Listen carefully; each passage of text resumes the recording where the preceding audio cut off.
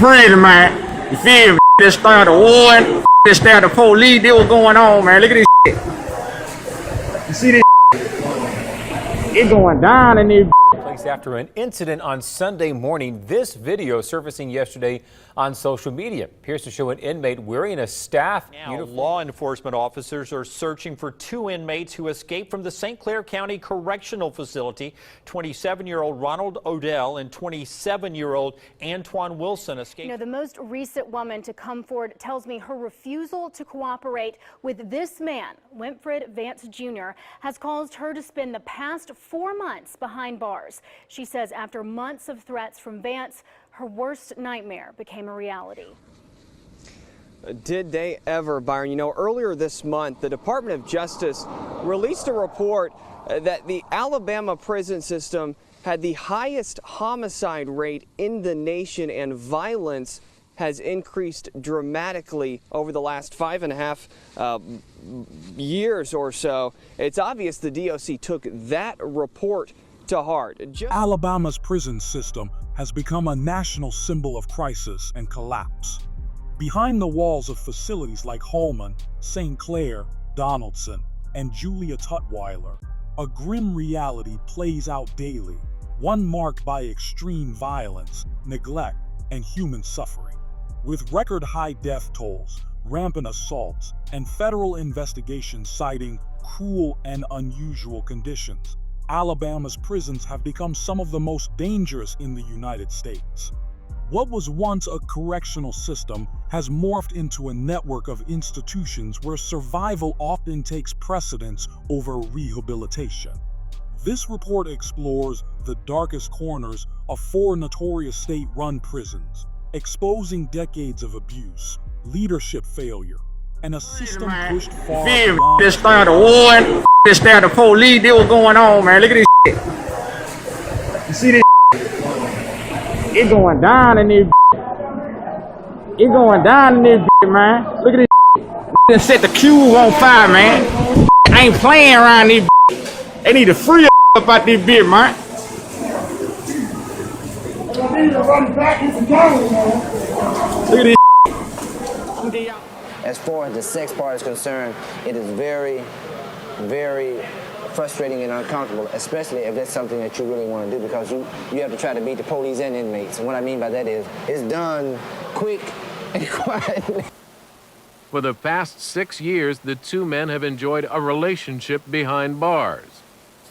He had a shy innocence when I first met him, so I think that was another part that really attracted me to him. But by the same aspect, I really fell in love with him.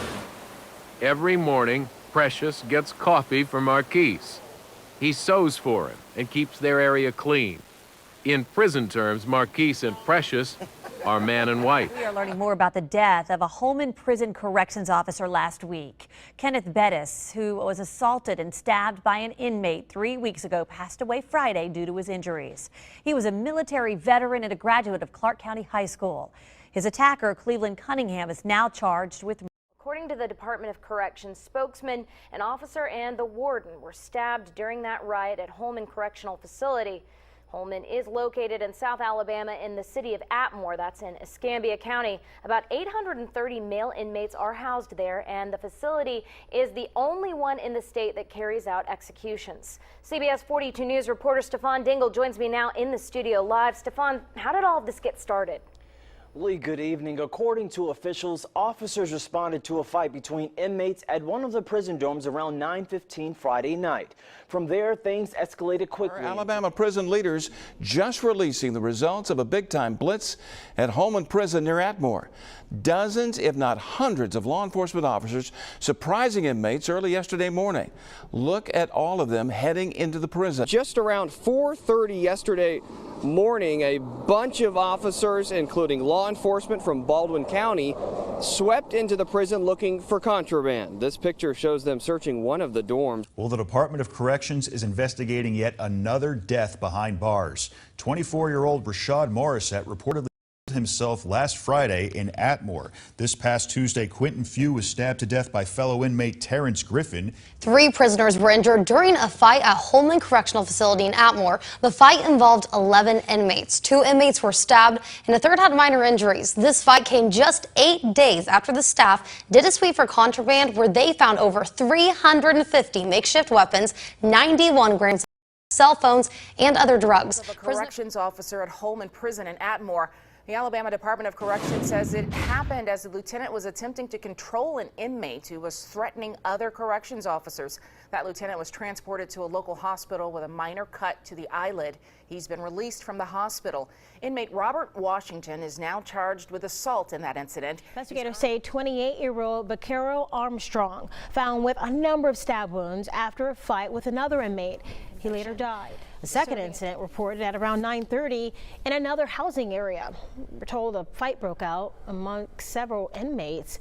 2 treated for non-threatening injuries. A third had multiple stab wounds and is listed now in critical condition. Officials say John Michael Ward was found unresponsive in his cell Tuesday by correctional staff at Holman Correctional Facility. The Alabama Department of Corrections is investigating the death of an inmate at Holman Prison in Atmore. Atofficials say 38-year-old Moses Robinson was injured in an attack on December 30th and died a day later. Holman Correctional Facility in Atmore, Alabama, has long been one of the most feared prisons in the state. Known as the Slaughterhouse, it housed many of Alabama's most violent offenders, along with the state's death row and execution chamber. Over its 51-year history, Holman became infamous for riots, stabbings, and deadly assaults, especially during the 2010s when the prison's deteriorating conditions reached a boiling point. A major flashpoint came in March 2016 when inmates seized control of a housing unit in a violent uprising. Warden Carter Davenport and a correctional officer were stabbed while trying to intervene. Just months later, Officer Bettis was fatally stabbed while attempting to restore order in the overcrowded dining hall. These incidents reflected a broader breakdown of safety and control. Prisoners lived in filthy, overcrowded dormitories filled with mold, rats, and raw sewage, while staffing shortages left entire cell blocks unsupervised for hours. At its peak, Holman held far more than its 600-man capacity, fueling chaos in an already crumbling facility. By 2020, the infrastructure was in such disrepair, sewer collapses, exposed wiring, inoperable locks, that the state began shutting down most of its operations. More than 600 inmates were transferred elsewhere, leaving behind only death row and a small number of low-risk prisoners. But the closure didn't end the crisis, it shifted it. Holman's most dangerous inmates were moved into already overcrowded prisons like St. Clair, causing new spikes in violence. Gangs expanded their control, weapons flowed unchecked, and violence spread system-wide. Despite efforts to contain the problem, Holman's legacy, decades of neglect, brutality, and bloodshed, continues to haunt Alabama's prison system. A prison officer at the St. Clair Correctional Facility resigns after being arrested for having drugs on site. 26-year-old Ivan Caldwell of Birmingham was arrested Monday for trafficking drugs, promoting prison contraband, and violating a pistol license. The Alabama Department of Corrections is investigating the stabbing death of an inmate. It happened yesterday in Springville at the St. Clair Correctional Facility. Authorities say they found 24-year-old Terrence Andrews with multiple stab wounds after a fight broke out between 2 inmates. The Department of Corrections tells us 33-year-old Regarius Bray was stabbed to death during a fight with another inmate. 42-year-old Brandy Harris is charged with Bray's facility. 27-year-old Ronald Odell and 27-year-old Antoine Wilson escaped early this morning. Inmate has escaped from the St. Clair Correctional Facility in Springville. This is 30-year-old Corey Davis. The Alabama Department of Corrections says the fight started inside a dorm. The 5 inmates hurt were taken to an off-site medical facility. The Alabama Department of Corrections says a correctional officer was injured today at the St. Clair Correctional Facility when an inmate attacked him during breakfast. The 4 a.m. incident set off another incident in which more than 24 inmates assaulted officers using broken broom handles, locks tied to belts, and other objects as weapons. Department of Corrections spokesperson Bob Horton says the prison was placed on lockdown, but some inmates refused to return to their cells. Well, the Alabama Department of Corrections is investigating the death of a state inmate who was attacked in prison. Correctional officers found 45-year-old inmate Stephen Mullins stabbed multiple times inside a housing area, and 50-year-old Christopher Jones was arrested in connection with the stabbing. State prison officials say a St. Clair Correctional Facility inmate has died after being stabbed in his cell. Jody Waldrop was sentenced to life in prison in 2006. The Alabama Department of Corrections is investigating a deadly stabbing of an inmate that took place at the St. Clair Correctional Facility in Springville. It happened at approximately 12:25 p.m. when a fight broke out between two inmates in the day room of one of the prison's cell blocks. Prison officials report that 30-year-old Timothy Latham received multiple stab wounds to the chest area during the altercation. Latham succumbed to his injuries and was pronounced dead by a corrections physician. Once considered one of Alabama's more stable prisons, St. Clair Correctional Facility in eastern Alabama spiraled into chaos by the mid-2010s. In 2010, only 23 assaults were reported.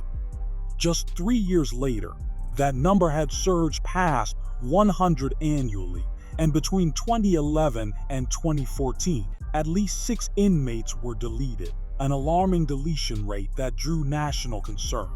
According to civil rights attorney Brian Stevenson of the Equal Justice Initiative, the violence at St. Clair was unprecedented, with inmates describing weekly stabbings, broken cell locks, and a complete breakdown of security. Gangs dominated the prison, and officers frequently ignored or mocked requests for protection. One chilling incident involved a guard handing a prisoner a makeshift knife and saying, "Drill or be drilled." In 2014, EJI filed a class action lawsuit exposing a brutal environment. Staff beating handcuffed inmates, smuggling drugs and weapons, and even a warden punching a restrained prisoner. That warden, Carter Davenport, was later transferred to Holman Correctional after overseeing the bloodiest years at St. Clair. Advocates blamed his leadership for allowing the prison to deteriorate into lawlessness. Following public pressure and legal action, Alabama's Department of Corrections agreed to reforms, including reducing overcrowding and repairing broken locks. These efforts initially showed promise. By 2019, the population dropped below 90% capacity, and some security improvements were made. However, progress was short-lived. When Holman Prison partially closed in 2020, many inmates were transferred to St. Clair, reigniting overcrowding and violence. Chronic understaffing meant dormitories of up to 200 inmates were left unsupervised. Violence soon returned with full force. By 2018, 3 inmates were deleted in just the first few months. And since then, deaths from deletion, suicide, and overdose have continued at a troubling pace. Despite years of lawsuits, federal scrutiny, and promises of reform, St. Clair remains one of the most violent prisons in America. As one former inmate put it, "We sleep with knives under our pillows. It's the only way to feel safe." Are watching this video of a William E. Donaldson prison inmate wearing a correction officer's vest and waving a gun with other inmates in the same room. They could have easily 10, 15 people with that gun. It looked like to me he was trying to get a message out. Alabama Department of Corrections says Daryl Shaw is charged with promoting prison contraband, possessing contraband certain people aren't allowed to have, and terroristic threats. In a 22-minute video, that same man goes on a rant about issues inmates in the Donaldson prison are dealing with. They create the conditions so that we die. George suggests state leaders hire retired officers, pay them very well to help with the staffing issues.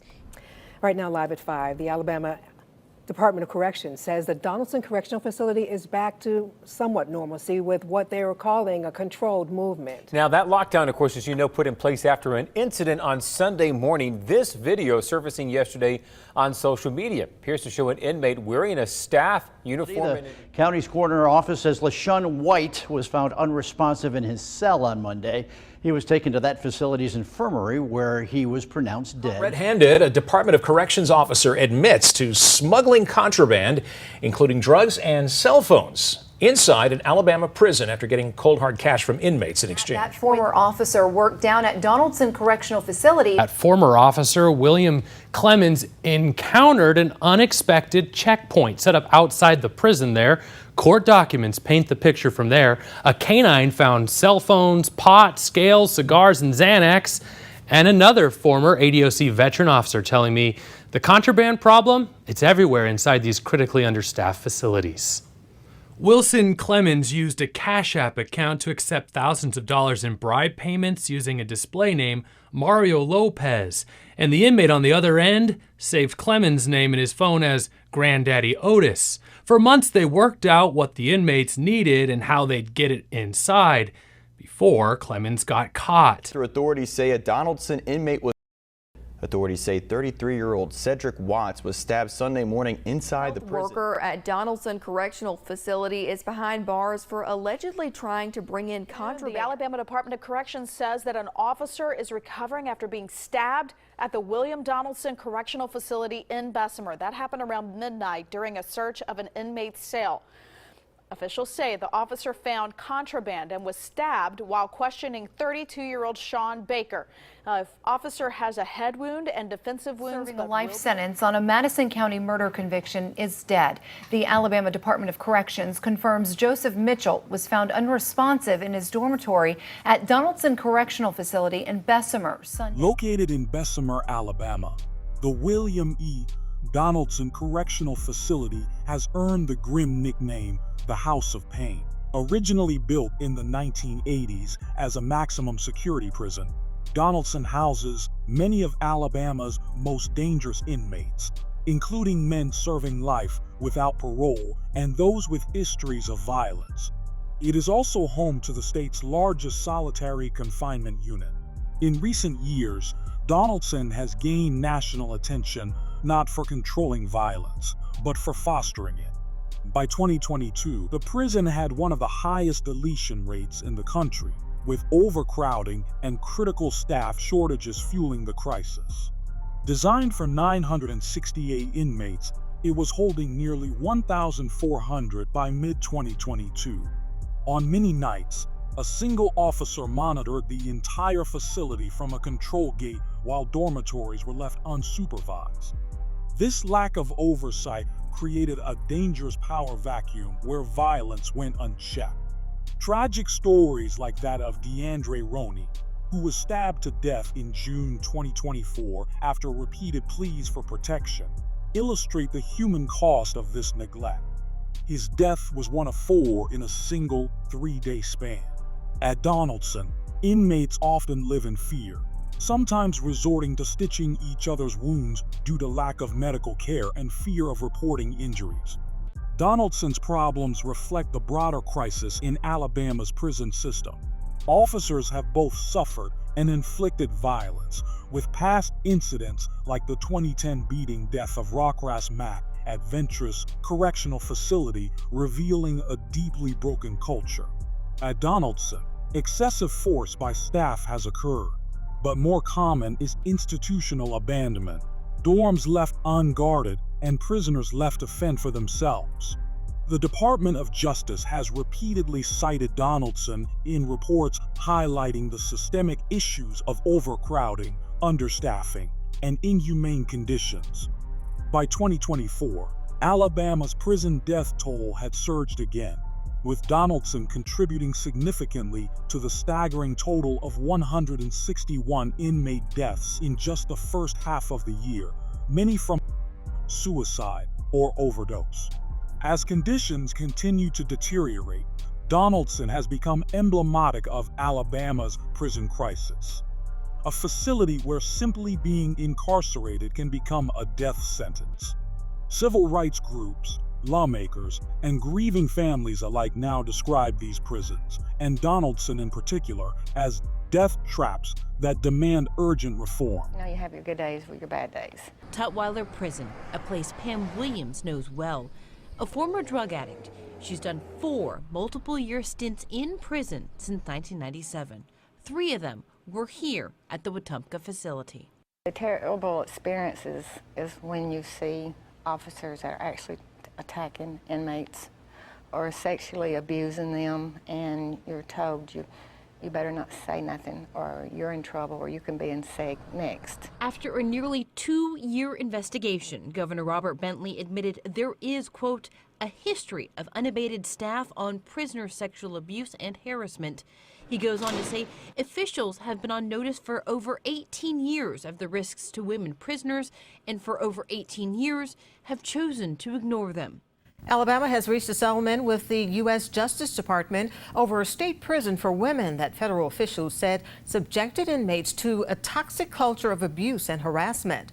The agency filed a federal lawsuit against Alabama today over conditions at Julia Tutwiler Prison and a settlement agreement to address the abuse. The Justice Department said last year that corrections officers at the prison had assaulted inmates, coerced inmates into sex, inappropriately washed inmates in their showers, and organized a New Year's Eve strip show. Spoken with more than 50 inmates, many of whom said they had been sexually abused by prison guards. We followed up on that report and independently interviewed several other women who say the same thing. Women I spoke with today say it's about time for the federal government to step in and do something about it. A few months ago, a team from the National Institute of Corrections found many areas of concern at Tutwiler, including problems with the process inmates use to report sexual abuse. The NIC said inmates did not feel physically or sexually safe. Former inmates we talked with say Tutwiler, Hell. That's the closest hell I think anybody could ever get. An inmate at Tutwiler Correction Facility in Wetumpka is being accused of starting a fire in the prison. The Alabama Department of Corrections says the woman on your screen, Sierra Jackson, is the inmate who started the fire. An officer noticed heavy smoke coming from a cell area while making their rounds in Tutwiler. Cry over abuse at the hands of male guards inside Tutwiler Prison for Women has sparked change. Governor Robert Bentley toured Tutwiler for the first time yesterday. The state has hired a nationally recognized consulting firm to try to fix the prison. The Julia Tutwiler Prison for Women in Wetumpka, Alabama, became infamous not for violent riots or mass deletions, but for widespread, long-term sexual abuse and psychological torment inflicted by staff. Designed to hold 400 women, the prison at times held over 900 inmates and was overwhelmingly staffed by male officers. This dangerous imbalance created an environment where abuse thrived. A 2014 Department of Justice investigation revealed that women at Tutwiler faced a constant threat of sexual violence. Reports detailed cases of rape, coerced sex, pregnancies caused by guards, and retaliation against those who reported the abuse. Some victims were punished with solitary confinement, while their abusers often kept their jobs or received minimal penalties. One officer served just 5 days in jail. Despite multiple convictions of staff between 2009 and 2011, the abuse persisted. Shockingly, federal investigators found Alabama officials had known about these issues for nearly 2 decades and failed to act. It wasn't until public pressure, investigative journalism, and a formal complaint by the Equal Justice Initiative that change was forced. In 2015, Alabama entered a federal consent decree mandating major reforms, including increased surveillance, better staff training, and more female officers. By 2024, Alabama had fulfilled most of the DOJ's requirements, including reducing the prison population and improving conditions. Though oversight was scaled back, some mandates remained in place to guard against the return of past abuses. Tutwiler's story stands as a sobering example of how unchecked power can lead to systemic harm. It highlights the importance of external accountability, transparency, and the persistent risk of abuse in understaffed or overlooked facilities. In Alabama's prison system, danger isn't always from inmates. It can come from the very people meant to protect them. These 4 prisons, Holman, St. Clair, Donaldson, and Julia Tutwiler, are not isolated failures. They are symptoms of a statewide emergency rooted in overcrowding, understaffing, crumbling infrastructure, and a culture of indifference to human life. The stories of stabbings, riots, sexual abuse, and unchecked brutality are more than headlines. They are daily experiences for thousands of incarcerated individuals and the staff working within these dangerous environments. Despite lawsuits, federal oversight, and media exposure, meaningful change has been slow, uneven, and often temporary. Until Alabama confronts the full depth of this humanitarian crisis, its prisons will continue to be death traps, places not of correction, but of chaos.